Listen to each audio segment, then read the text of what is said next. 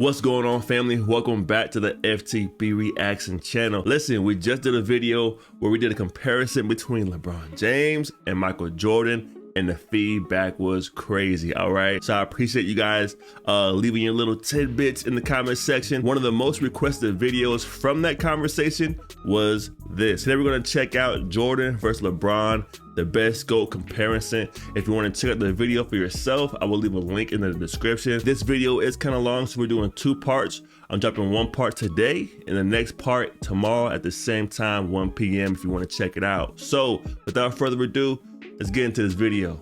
Come on. When you're good at something, you tell everyone. When you're great at something, they'll tell you. Here we go, man.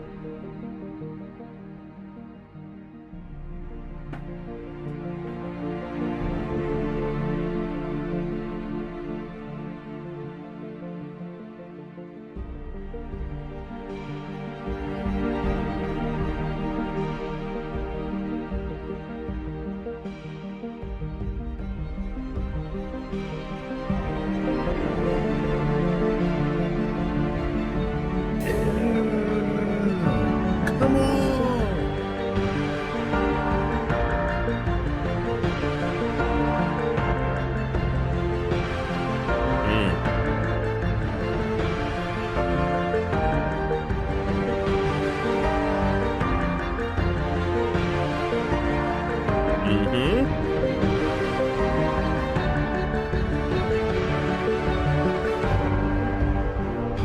Mad dramatic, yo.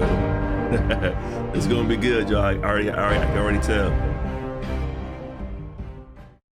Jordan versus LeBron. LeBron versus Jordan. It's a debate that has captured the public's attention for the last several years, especially after this moment in 2016, when LeBron James beat the Golden State Warriors to win the third championship of his career. In LeBron's own words, that one right there made me the greatest player of all time. That's what I felt. Reasons. I was like, that one right there made you the greatest player of all time. But did it? Is everything since that moment simply icing on LeBron's cake? Or is LeBron destined to finish his career in Michael Jordan's shadow? We've all heard the arguments from LeBron supporters. He's bigger, he's stronger, he's faster, he's more durable. And from Jordan supporters. Michael Jordan was merely 6-0 with 6 MVPs in the finals. But the GOAT debate isn't as simple as the pundits make it seem. There are a number of factors relevant in determining the greatest basketball player of all time. In fact, I would say there are 5 things that really matter when determining the GOAT of any sport. These criteria are, in no particular order, accomplishments, longevity, winning, statistics, and what we'll refer to in this video as the eye test. That's fair. And to be the GOAT, you don't need to be the best in any specific category, but you need to be pretty good across the board. So simply winning 7 championships, like Robert Horry did, isn't enough to get you into the conversation. Right. When we're finished with this video, it'll be plainly obvious that one guy comes out on top. But before we get started, I want to clarify that this is not a comparison of legacies. It's about who was the better basketball player. If we were talking about legacies, Jordan's is nearly untouchable. Not only did he lead basketball to global popularity, he helped transform Nike into an empire, changed the way players played and how they dressed, and he even made it cool for guys to be bald. And while those things certainly contribute to MJ's iconic status, they don't make him a better player on the court. So let's evaluate the criteria that matter, and we'll start with individual accomplishments. Take a look. Jordan had more regular season MVPs, twice as many finals MVPs, 9 more scoring titles, and several more selections to the NBA's All-Defensive team, including once being named Defensive Player of the Year. LeBron has more All-Star appearances, but that's largely due to his having played more seasons. In fact, when taking into account retirements and major injuries, Jordan essentially played 13 seasons compared to 17 seasons for LeBron, making Jordan's significant lead in accomplishments all the more impressive. And that's to say nothing of MJ's brilliant college career, which saw him twice named All-American and once awarded College Player of the Year, at a time when the country's best players actually went to college. So regardless of whether you're a LeBron fan or MJ fan, That's tough. you have to give the accomplishments checkmark to Jordan. Yeah. The second criteria in our GOAT analysis is longevity. And this one is also a no-brainer, but this time in favor of LeBron.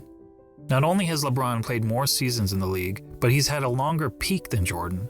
Jordan's peak lasted about 10 years, whereas LeBron's peak has lasted 16 years and is still going. And just to add on to that, all right, we're going into this season and he's having one of the best years of recent years. So he's not only like at a high level, he's actually getting better, bro. All right. And this is like something we've never seen before, bro. Let's get back into it. Years, whereas LeBron's peak has lasted 16 years and is still going. And he's been incredibly durable during that time, missing significant time to injury only in 2019. That said, the claim that LeBron has been much more durable than Michael has been a bit overblown. Consider that Jordan played in at least 80 regular season games 11 times in his career, including all 82 games an incredible 9 times. Compare that to LeBron, who played in at least 80 regular season games just twice, and in all 82 games just once. So both LeBron and Jordan get high marks for their durability. But durability aside, the bottom line is that LeBron has sustained his level of excellence for a much longer period of time than Jordan, which puts the longevity checkmark squarely in LeBron's corner. Let me get that. Come on. That brings us to the third GOAT criteria, winning. As we all know, Jordan won 6 championships. LeBron has won 3. Jordan is 6-0 in the NBA Finals. LeBron is 3-6. Yes, LeBron has made the finals 9 times compared to only 6 times for Jordan, but let's not pretend that making the finals is the same thing, or even close to the same thing, as winning a title. Yeah, Take a prime example from another sport, the Buffalo Bills. They're the only team in NFL history to appear in 4 consecutive Super Bowls. But is there a single player or fan of that team that wouldn't trade all 4 of those appearances for just 1 Super Bowl win? Frankly, right. Talk to any fan whose team lost the season's final game and ask them how they felt afterward. Almost universally, their feelings are of sadness, anger, and disappointment. And that's just the fans. For players, those feelings are only magnified. Listen to Charles Barkley talk about losing in the NBA Finals. And I was just in shock when it was over because I was frustrated because I couldn't wheel my team past Michael and the Bulls. And first of all, I don't think I've ever gotten over it, number one. But that was traumatic, and it's painful. So we can all stop with this false equivalence. That holds weight because Charles Barkley, he's a grown man now. He, you know what I'm saying? He 40, 50 years old, you know what I mean? So for him to say that at this age, he said, I still haven't gotten over that loss. It still causes pain, bro. That's tough. But that gives credit to Charles Barkley, and it shows how much of a dedicated athlete he was in trying to win, though. Let's get back into it. And it's painful.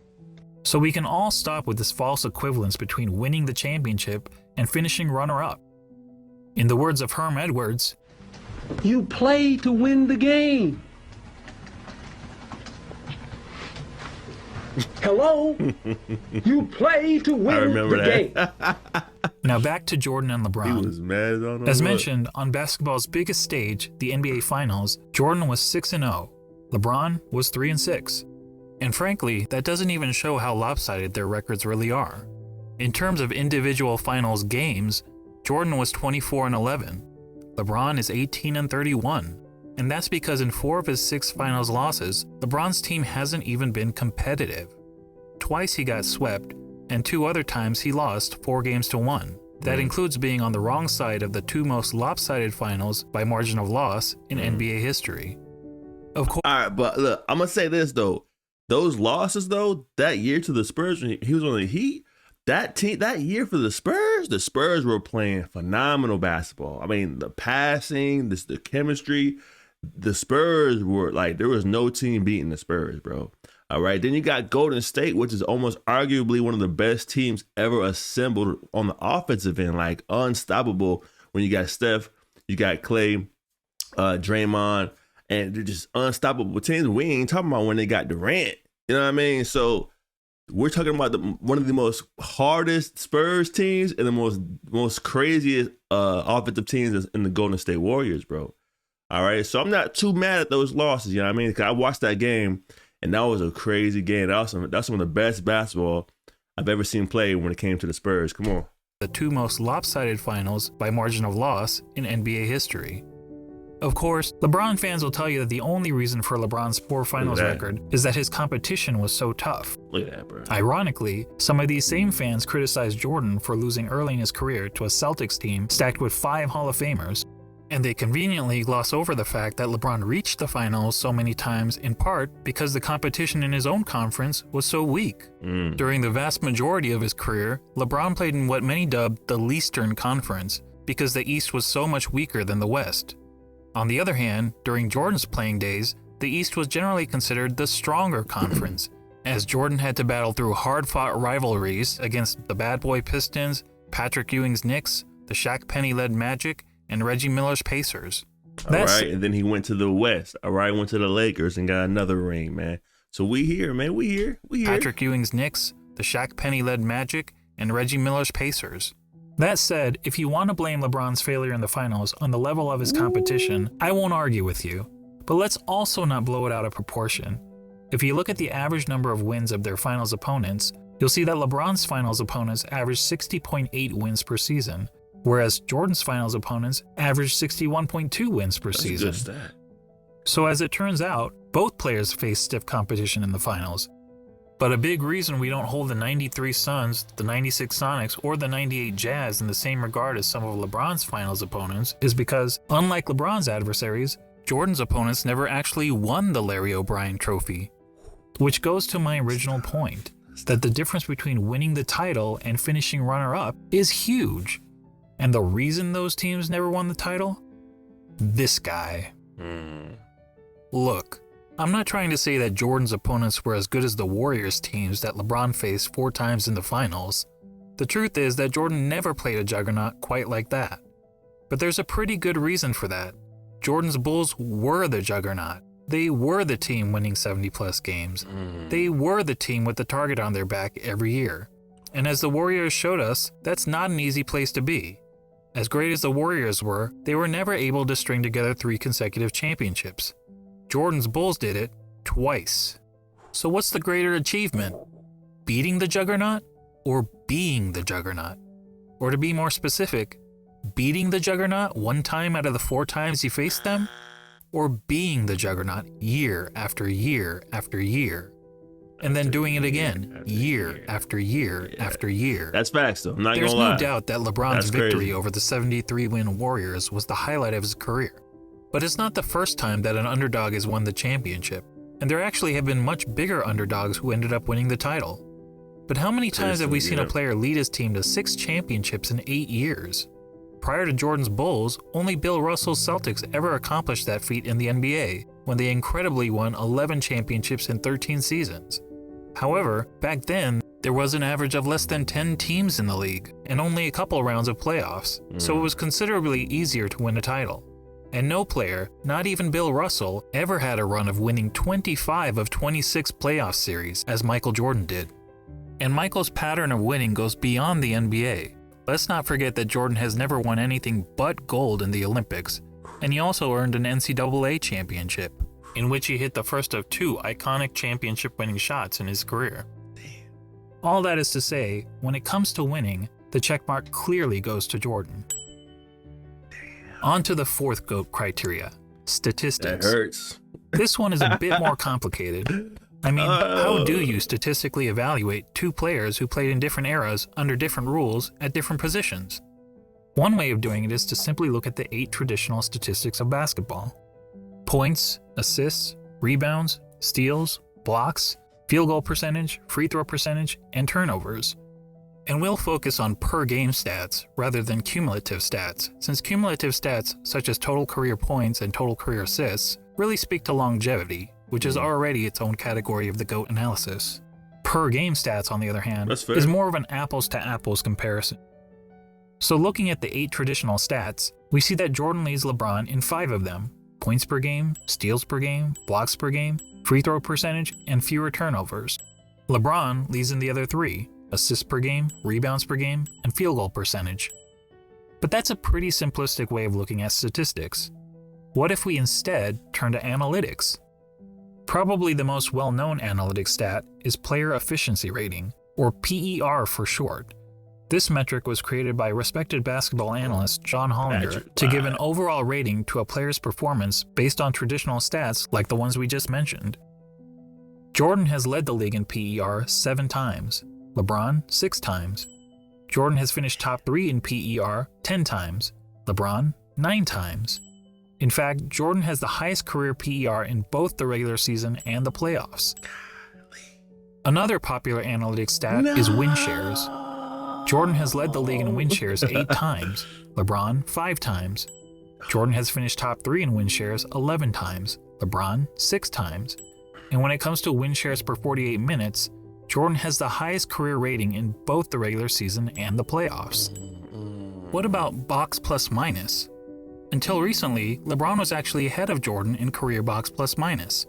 But after the 2017 season gave Russell Westbrook the greatest single-season box plus minus in history by a wide margin, the architect of box plus minus realized that the stat was fundamentally flawed. So he made some changes to improve its formula. As a result, Michael Jordan now has the highest career box plus minus in both the regular season and the playoffs. And lastly, what about value over replacement player, which on its face seems to favor LeBron James? Well, value over replacement player is a cumulative stat, and as previously noted, cumulative stats speak more to longevity than they do game-to-game dominance. That said, according to value over replacement player, Jordan owns 6 of the 9 greatest individual seasons ever played. And on a per-game basis, MJ's career rating in value over replacement player is the highest of all time in both the regular season and the playoffs. Are you noticing a theme here? Not only does Jordan beat LeBron in every ratable analytics stat, he consistently ranks as the best ever across the board. Before we move on from analytics, I want to mention a lesser-known stat called Every time I hear the little bell, all right, it hurts my heart, man. You know what I'm saying? Well, game score, another brainchild of John Hollinger. Game score measures a player's performance in a single game, so it won't tell us who's had the better career, but it does provide insight into who's had the greatest games. Now, we only have game score stats since 1983, so you won't see any mentions of Wilt Chamberlain here. That said, of the 100 highest game scores ever recorded, incredibly 19 of them belong to Michael Jordan. In other words, nearly 1 out of every 5 of the best single-game performances over the last 4 decades has been by MJ. That includes the highest game score of all time for Jordan's 69.18 rebound masterpiece. Comparatively, LeBron has had only 3 of the top 100 game scores. When discussing the GOAT, Nick Wright is fond of asking this question. The aliens come down. You have 1 game to save humanity. Who's your first pick in the history of the world? Well, Nick, I think we have our answer. Now that I've finished drowning you in numbers, let's be real. Hardly anyone watching this video knows how to calculate PER, win shares, box plus minus, value over replacement player, or game score. And why should you? This is basketball, not Good Will Hunting. So let's go back to the traditional stats that we all know and understand. But this time, let's add context to them. What do I mean by context? Well, some positions are simply better than others at racking up certain stats. Let's take rebounding as an example. In a vacuum, if we simply compare the number of rebounds per game of Brook Lopez and Jason Kidd, we might think that Lopez was the better rebounder. The truth is, relative to their positions, Lopez is statistically one of the worst rebounding centers in NBA history, whereas Kidd is statistically one of the best rebounding guards in NBA history. you have to call him out But like even that, a man. poor rebounding center can grab more rebounds than a great rebounding guard solely by virtue of their roles on the court. So it makes sense that, to understand the context of a player's stats, we should compare them to the respective positions that they played. When comparing LeBron James to the other small forwards who have played at least 500 NBA games, this is where he ranks. Overall, that's pretty impressive. Now let's see how Jordan compares to all shooting guards who have played at least 500 NBA games. As good as LeBron is compared to other small forwards, Jordan is on another level when compared to other shooting guards. He's darn near the top of every major statistical category, and there isn't a single category where LeBron is better than MJ relative to his position, other than assists. So to sum up statistics, whether comparing traditional stats or analytics, and especially when judging these players in the context of the positions they played, Jordan has a noticeable edge over LeBron. As such, we have to give the check mark to Jordan. And that takes us to the last category in our GOAT analysis, the eye test. And to be clear, by eye test, I don't mean which of these players is bigger, faster, or jumps higher. None of that is relevant unless we're having a track and field competition. And frankly, if physical measurables mattered, then George Murasan would be in the GOAT conversation. No, what I mean by the eye test is, if you sat an average basketball fan in front of a TV to watch a player in action, what would he notice that the player is and is not great at? Thankfully, I happen to be an average basketball fan, and I've had the privilege of watching both LeBron and Jordan during their playing days. So unlike a lot of my fellow YouTubers, I haven't merely relied on highlight videos. Here's what my eyes told me. And that's what I was saying in my last video, man. It's like, dang, my generation really didn't get the chance to actually watch them live, bro. You know what I mean? So it's crazy, like how if you got a chance to watch them live, you're gonna have a whole different kind of perspective and opinion on who's the GOAT. You know what I mean? Come on. I haven't merely relied on highlight videos. Here's what my eyes told me when I saw Michael Jordan play, particularly during his playing days with the Chicago Bulls. He was the best offensive player in the game. He was arguably the best defensive player in the game. He had the best mid-range game. He was the best finisher at the rim. He had the best post-up game, which is incredible considering most players who dominated the post were big men. Right. He was widely considered the most clutch player in the game. He was regarded by opponents as the fiercest competitor on the court. He was regarded by teammates as the hardest worker in practice. And when all was said and done, amongst the other stars of his generation, he was the greatest winner. Now, when you're playing against the elite of the elite athletes of the world, to be the best at any one of those things is pretty remarkable. But to be the best at all of them, I tell you it's impossible, but for the fact that we saw Michael Jordan do it.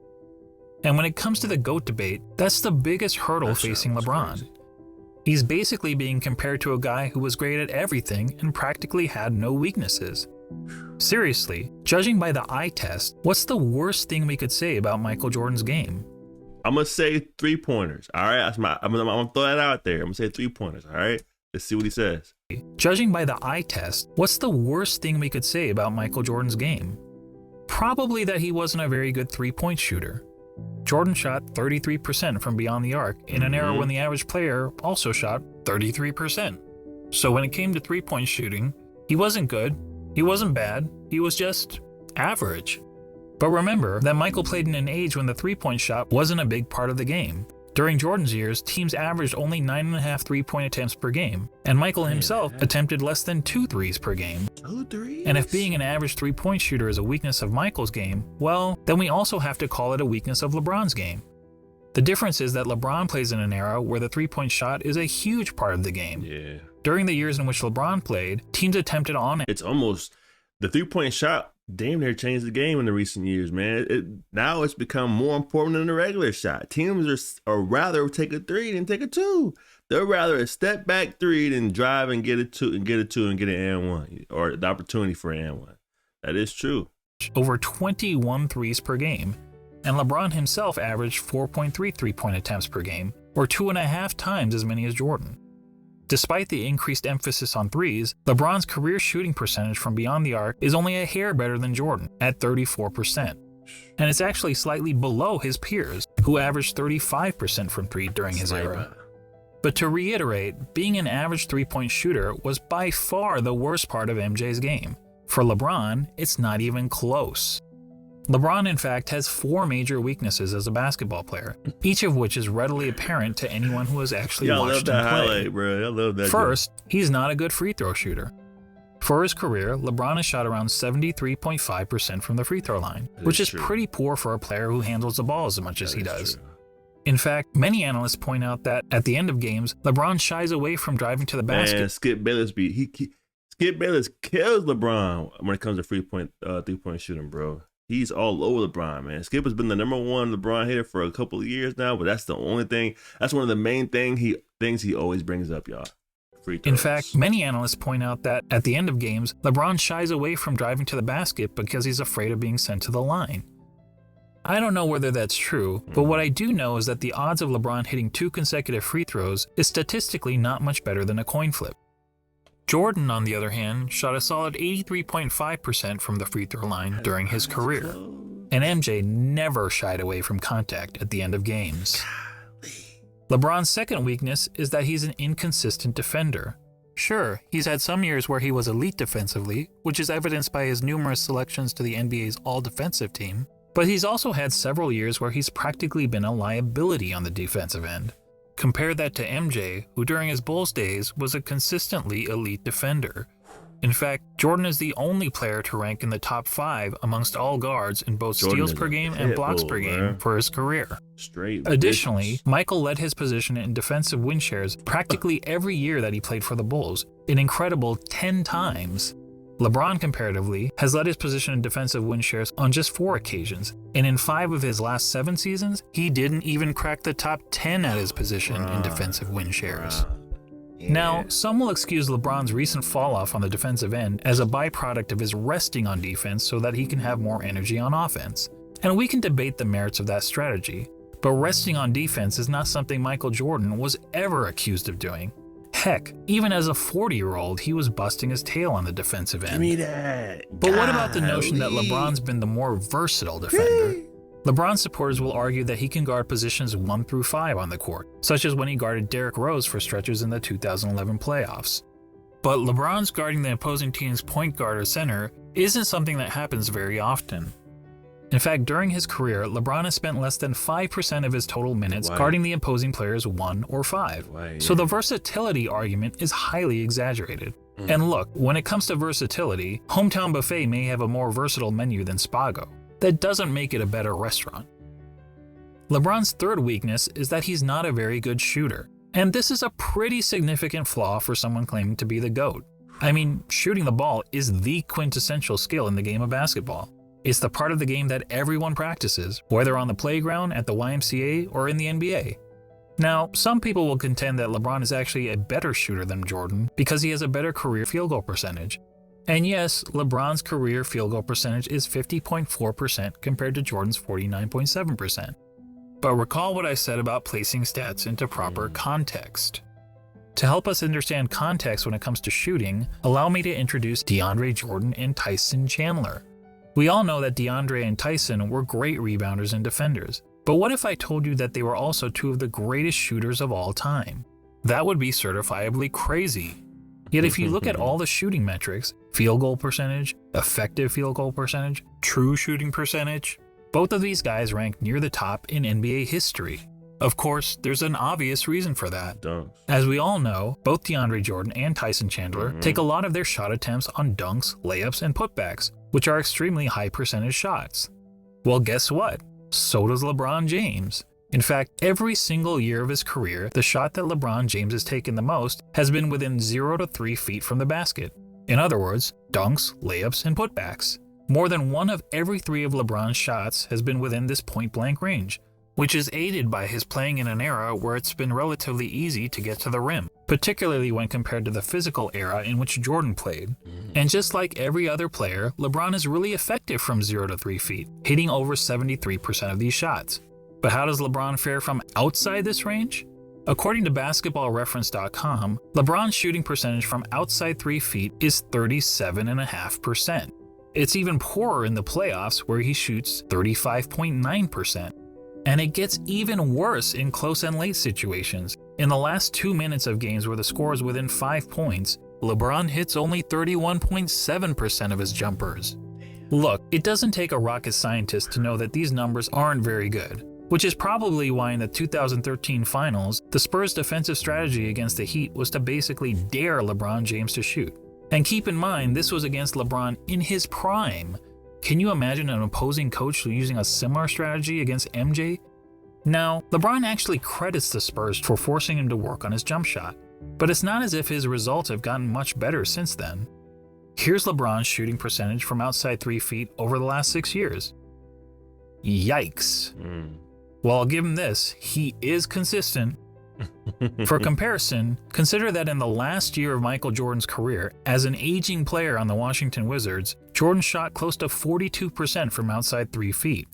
While that's certainly not great, it means that even as a 40-year-old shell of his former self, Jordan was still a better shooter, a far better shooter than LeBron James.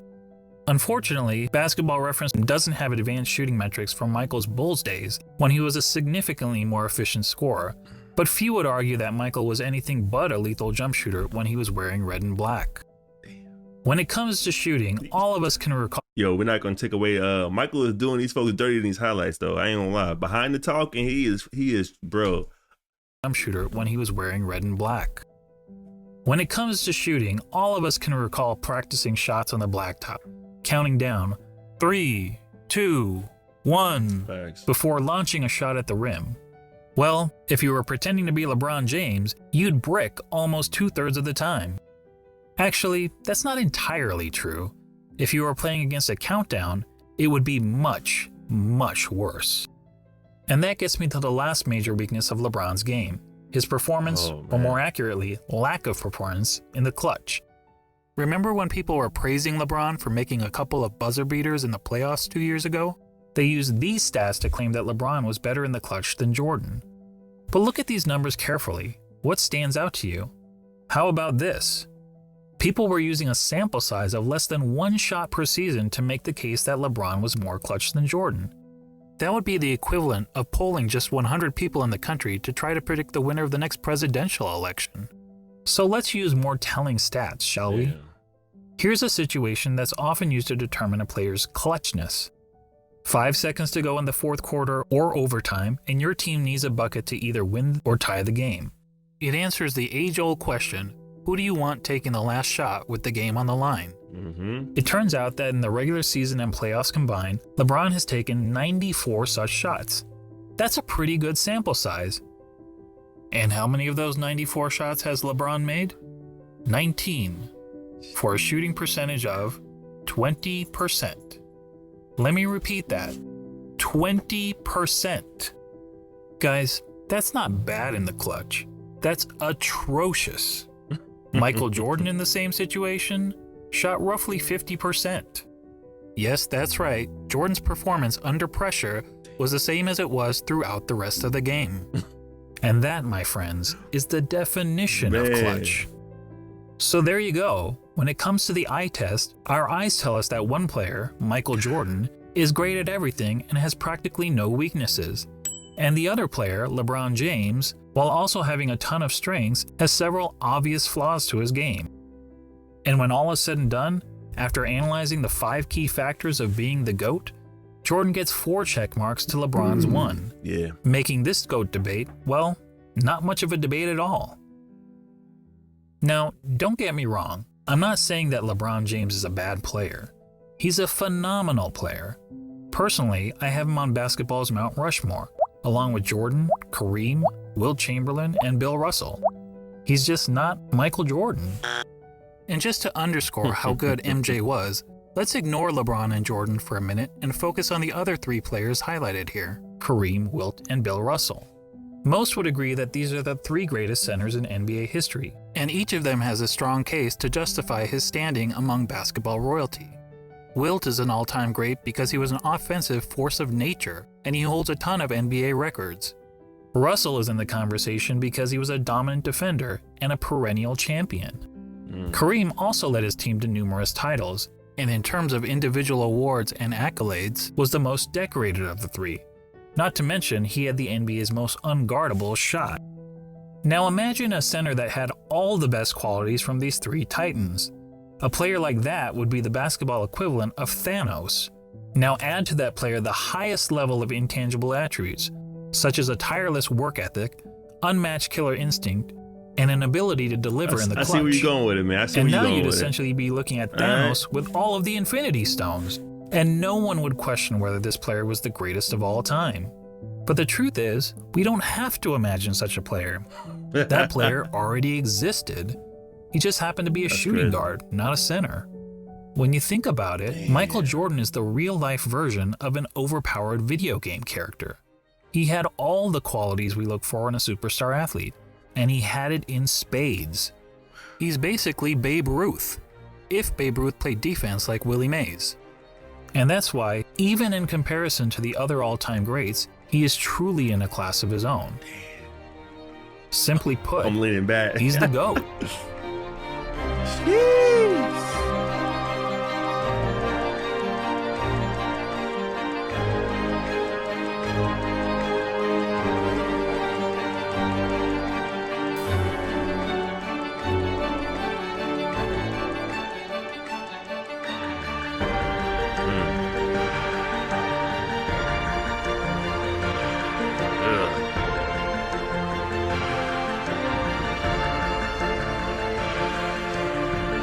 Had his leg on his neck.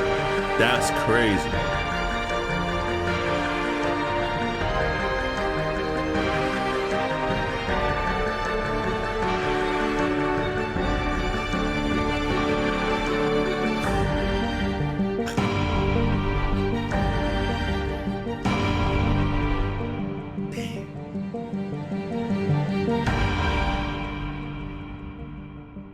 Michael Jordan. All right, so that was a really good video, man. The way he broke all that down, all the statistics, analytics, all the numbers, and he really crunched it without having like a bias towards one player or the other. All right, it was fair. All right, and it's clear to see. I mean, like I always had him know, Jordan being the best of all time, the greatest of all time. In my opinion, I put LeBron number 2. But listen, man, you guys comment down below and let me know what you guys think about the video and your top 5. Give me your top 5 down in the comment section and let's talk about it. Until next time, y'all be safe out there. Peace.